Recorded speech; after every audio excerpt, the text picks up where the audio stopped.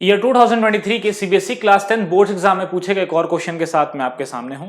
Hello everyone, welcome to challenger classes. My name is Udit Gupta. यहां पर एक क्वेश्चन है 3 मार्क्स का। इसमें 3 पार्ट है, हर पार्ट मेरे ख्याल से 1 मार्क्स का होगा। यहां पर पहला पार्ट क्या बोल रहा है, suggest a safe procedure of diluting a strong concentrated acid. आपको क्या बताना है कि अगर कोई कंसंट्रेटेड एसिड है तो उसको डाइल्यूट कैसे करेंगे। तो देखिए चैप्टर 1 में, एक्चुअली ये प्लेलिस्ट चैप्टर 2 की है लेकिन ये कॉन्सेप्ट चैप्टर 1 का है, तो डिस्कस कर लेते हैं इसको भी। तो कभी भी जब आपको एसिड को डाइल्यूट करना हो, कंसंट्रेटेड एसिड को डाइल्यूट करना हो, तो आपने एक बीकर में वाटर को लेना है और उस वाटर में कंसंट्रेटेड एसिड को ड्रॉपर की मदद से ड्रॉप बाय ड्रॉप पानी में ऐड करना है।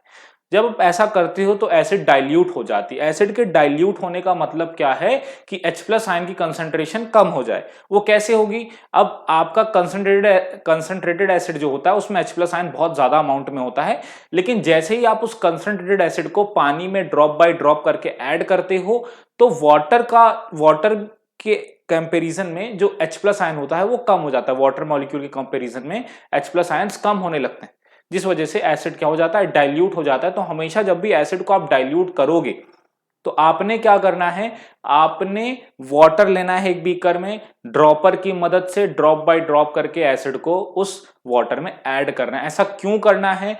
क्योंकि एसिड और वाटर का रिएक्शन एक हाईली एक्सोथर्मिक रिएक्शन होता है। अगर आपने एसिड में पानी ऐड कर दिया अचानक से, सडनली आपने बहुत सारा पानी एसिड में रिएक्ट कर दिया, तो एक हाईली एक्सोथर्मिक रिएक्शन होगा जिससे वो बीकर टूट जाएगा, एसिड स्प्लैश आउट हो जाएगा, हार्म पहुंचा सकता है। ठीक है।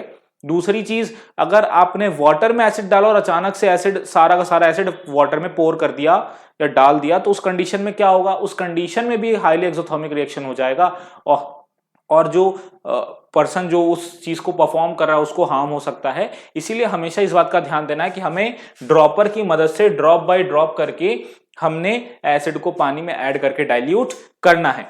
अगले पार्ट पर आते हैं। Name the salt formed when sulphuric acid is added to sodium hydroxide and write its pH. हमें बोल रहा है कि बताइए क्या होगा अगर हम किसका रिएक्शन कराएं, हम sulphuric acid. What is sulphuric acid? सभी ने पता है, H2SO4। इसका रिएक्शन किससे कराना है? हमें सोडियम हाइड्रोक्साइड से कराना है। सोडियम हाइड्रोक्साइड क्या मिलेगा हमें? हमने क्या किया, हमने H2SO4 का रिएक्शन सोडियम हाइड्रोक्साइड से कराया, तो हमें मिलेगा, क्या बनेगा, ये एसिड है और ये बेस है, तो एसिड और बेस मिलकर सॉल्ट बनाते हैं। सॉल्ट कैसे बनाते हैं? तो एसिड में जो H के पीछे SO4 है और बेस में OH के आगे जो Na है, ये दोनों मिलकर के सॉल्ट बनाएंगे और बनाएंगे Na2SO4। सॉल्ट कौन सा बनाएंगे? Na2SO4। और हमारा जो H+ आयन और OH- आयन है, ये मिलकर के वाटर बना देगा। चलो ये तो हो गया, ये रिएक्शन तो हो गया। ठीक है। अब हमसे पूछ रहा है पीएच बताओ। तो देखो पीएच याद तो नहीं होता सबको, तो मैं आपको तरीका बताता हूं। आप देखो ये क्या है, ये मेरा एक स्ट्रॉन्ग एसिड है। क्या है मेरा? स्ट्रॉन्ग एसिड है। ठीक है, स्ट्रॉन्ग एसिड है। इसका रिएक्शन मैंने किससे कराया है? स्ट्रॉन्ग बेस से। NaOH एक स्ट्रॉन्ग बेस, सोडियम हाइड्रोक्साइड। तो स्ट्रॉन्ग एसिड और स्ट्रॉन्ग बेस की मदद से जो सॉल्ट बनता है वो लगभग न्यूट्रल सॉल्ट होता है। कैसा सॉल्ट होता है? न्यूट्रल सॉल्ट होता है। और न्यूट्रल सॉल्ट, तो न्यूट्रल होने की वजह से इसका पीएच क्या हो जाएगा? पीएच इसका 7 हो जाएगा। तो इसका पीएच क्या हो जाएगा? 7 हो जाएगा। ठीक है, बहुत आसान सा क्वेश्चन था, हो गया हमारा। ठीक है, नोट कर लीजिए इसको। तरीका ऐसे है पीएच निकालने का, या तो याद हो या तो फिर आप देख लो कि आपका एसिड कैसा है, बेस कैसा है और सॉल्ट कैसा बनाएगा वो, तो उस हिसाब से भी आप पीएच का अंदाजा लगा सकते हो। अच्छा, ये क्वेश्चन क्यों दिया था? ये क्वेश्चन इसलिए दिया था कि ताकि आपको पता हो। यहां पर 2 कॉन्सेप्ट आपका चेक हो गया। सबसे पहले आपको ये पता है कि एसिड और बेस का रिएक्शन क्या देगा। सबसे पहले तो ये चेक हो गया। दूसरा ये कि क्या आपको पता है कि स्ट्रॉन्ग एसिड और स्ट्रॉन्ग बेस के रिएक्शन से न्यूट्रल सॉल्ट बनता है, इसीलिए पीएच पूछा यहां पर। आ रही बात समझ में? तो ये 2 कॉन्सेप्ट इसने चेक कर लिया 1 मार्क्स के क्वेश्चन में। आगे बढ़ते हैं। Dry HCl gas does not change the colour of blue litmus paper. Why? Dry HCl gas जो है वो ब्लू लिटमस पेपर का कलर चेंज नहीं करती। क्या बोल रहा है? जो ड्राई HCl गैस है वो ब्लू लिटमस पेपर का कलर चेंज नहीं करती है। क्यों? तो यहां पर ध्यान से देखिए,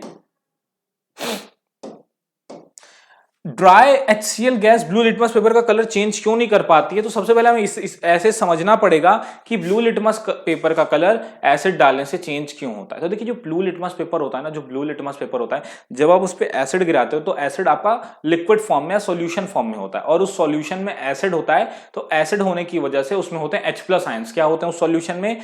H+ आयन। तो जब आप कोई भी एसिड जो भी सॉल्यूशन फॉर्म में है, जब आप उसको लिटमस पेपर पर गिराते हो तो सॉल्यूशन फॉर्म में जो एसिड होता है वो अपने आयंस के फॉर्म में होता है। जैसे अगर H2SO4 है, H2SO4 है अगर, तो H2SO4 जो होगा वो किस फॉर्म में होगा? H+ आयन और SO4 2- आयन के फॉर्म में प्रेजेंट होगा उस सॉल्यूशन में। आ रही बात समझ में? तो जैसे ही आप उस सॉल्यूशन को ये वाटर हो गया मेरा, जैसे ही आप उस सॉल्यूशन को, सॉल्यूशन वाटर में बनता है, तो जैसे ही आप एसिड के किसी सॉल्यूशन को जब आप लिटमस पेपर पर गिराते हो तो लिटमस पेपर पे H+ ion, litmus paper H+ ion के कांटेक्ट में आने की वजह से, किसकी वजह से?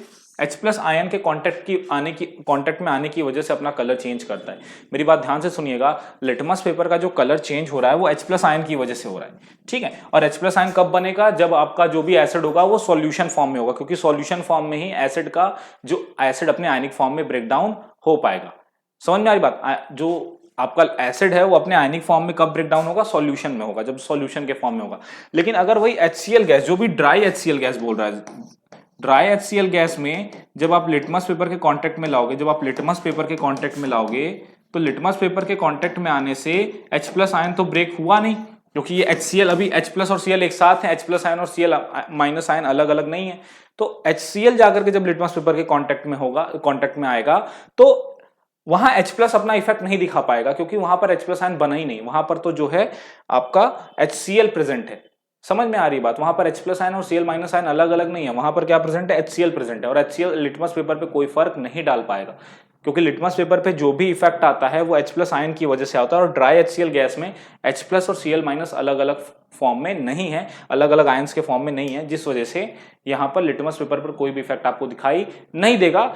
जैसे आप लिटमस पेपर को वेट करते हो, ठीक है, लिटमस पेपर को आप, जैसे आपने ड्राई HCl गैस ले लिया और लिटमस पेपर को वेट कर दिया, तो जैसे ही HCl gas wet litmus paper contact में आएगा, तो लिटमस पेपर वेट होने की वजह से जैसे ही गैस उस पर टकराएगी, HCl गैस उस पर टकराएगी, तो HCl ब्रेक डाउन हो जाएगी वाटर के प्रेजेंस में। किसमें? H+ और Cl- में। और जैसे ही H+ और Cl- अलग अलग हो जाएंगे वाटर के प्रेजेंस में, तो H+ की इफेक्ट से आपका जो ब्लू लिटमस पेपर है वो रेड हो जाएगा। तो इसीलिए अगर आप वेट लिटमस पेपर लेते हैं, आप ड्राई ब्लू लिटमस पेपर की जगह आप वेट ब्लू लिटमस पेपर लेते, तो कलर चेंज हो जाता। क्या? क्योंकि वेट लिटमस पेपर में वाटर मॉलिक्यूल्स में जैसे ही HCl जाएगा, वाटर मॉलिक्यूल से मिलेगा, तो तुरंत वो ब्रेक डाउन हो जाएगा आयंस में, H+ और Cl- और जैसे ही H+ आयन फॉर्म हो जाएगा लिटमस पेपर पर, उसका कलर चेंज हो जाएगा। तो इस तरीके से हमने तीनों पार्ट को अच्छे से समझा।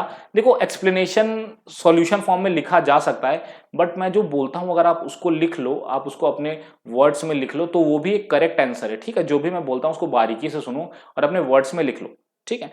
आई होप आपको एक्सप्लेनेशन समझ में आई होगी। हमारी वीडियोस को लाइक करिए, चैनल को सब्सक्राइब करिए और अपने दोस्तों को भी शेयर करिए। Thank you.